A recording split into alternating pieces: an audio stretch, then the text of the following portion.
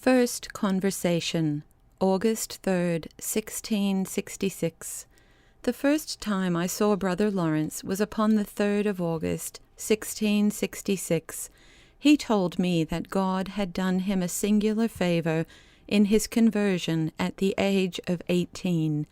that in the winter, seeing a tree stripped of its leaves, and considering that within a little time the leaves would be renewed, and after that the flowers and fruit appear, he received a high view of the providence and power of God, which has never since been effaced from his soul, that this view had perfectly set him loose from the world, and kindled in him such a love for God that he could not tell whether it had increased during the more than 40 years he had lived since, that he had been footman to Monsieur Fubert, the treasurer, and that he was a great awkward fellow who broke everything, that he had desired to be received into a monastery, thinking that he would there be made too smart for his awkwardness and the faults he should commit, and so he should sacrifice to God his life with its pleasures,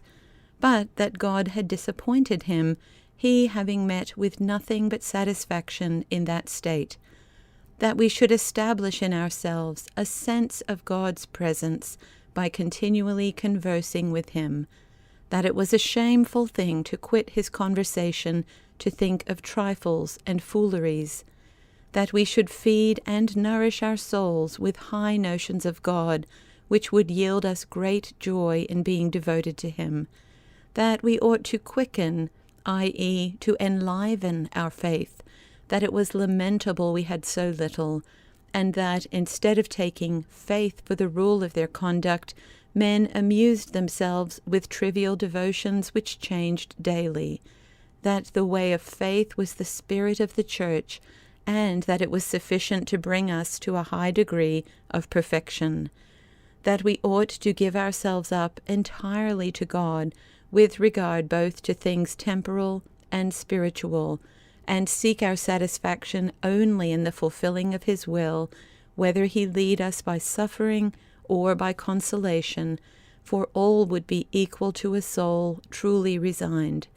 that there was need of fidelity in those times of dryness, or insensibility and irksomeness in prayer, by which God tries our love to him, that then was the time for us to make good and effectual acts of resignation, whereof one alone would oftentimes very much promote our spiritual advancement,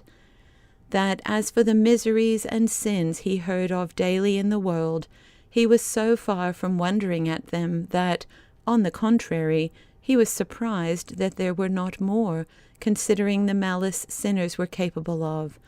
that for his part he prayed for them, but knowing that God could remedy the mischiefs they did when he pleased, he gave himself no further trouble,